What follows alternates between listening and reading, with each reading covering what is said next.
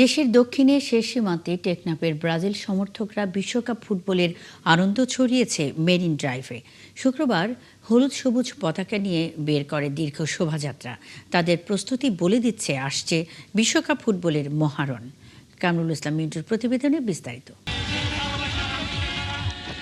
Marine ড্রাইভের দীর্ঘ সোজা সড়ক ধরে যখন শত বাইকার একসাথে ব্রাজিলের জার্সি পরে পতাকা উড়িয়ে এগিয়ে যাচ্ছিল, তখন দূর থেকে মনে হচ্ছে বর্ণিল জার্সি, মাথায় ব্যান্ডানা আর স্লোগানে মুহূর্তেই মেরিন ড্রাইভ সড়কের পিচ ঢালা পথ রূপ নেয় এক টুকরো রিও ডি জেনিরোতে।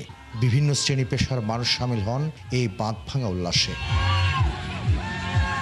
সাম্বার ভক্তরা বলেন, ব্রাজিল শুধু একটি ফুটবল দল নয়, এটি উদযাপনের নাম। আমরা বাংলাদেশের সর্বদক্ষিণ উপজেলা টেকনাফের ব্রাজিল সমর্থকরা আজকে আমরা একত্রিত হয়েছি, মিলিত হয়েছি ব্রাজিল ফুটবল স্কোয়াডকে স্বাগত জানিয়ে 2026 বিশ্বকাপে।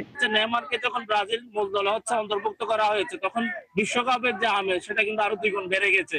তো আমরাও আশাবাদী হচ্ছে নেইমারের হাত ধরে, এটা যেহেতু তার শেষ বিশ্বকাপ, সেই নেইমারের হাত ধরে হচ্ছে আমরা আমাদের যে সে কাঙ্ক্ষিত হেক্সা মিশন সেটা ফুলফিল করতে পারবো বলে আশা করি। আরো বললেন, ব্রাজিলের এবার হেক্সা মিশন, তাদের আশা 6 বারের মতো বিশ্বকাপ জয় করবে ব্রাজিল। হেক্সা মিশন যেন সফল হয়, সেই জন্য সারা বাংলাদেশের যতগুলো ফুটবল সমর্থক রয়েছে তাদের সাথে আমরা ব্রাজিলের খেলা উপভোগ করে হেক্সা মিশনের সাক্ষী হতে চাই। যারা আমাদের ছোট ভাইয়েরা রয়েছে, যারা খেলার প্রতি ইন্সপায়ার হওয়ার জন্য, মাদের ছেড়ে খেলার প্রতি ইন্সপায়ার হওয়ার জন্য এই আয়োজন।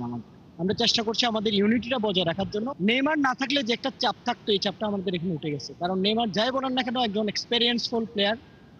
তো ও থাকাতে আমার মনে হয় ব্রাজিল ভালো কিছু এবার করবে ইনশাল্লাহ। সাম্বার চেনাসুর, হলুদ সবুজ পতাকা গায়ে মেখে সোমবারের মোটরসাইকেল শোভাযাত্রা অন্য দলের সমর্থকদের একটু হলেও কাঁপন ধরায়। কামরুল ইসলাম মিন্টু, ৭১, কক্সবাজার।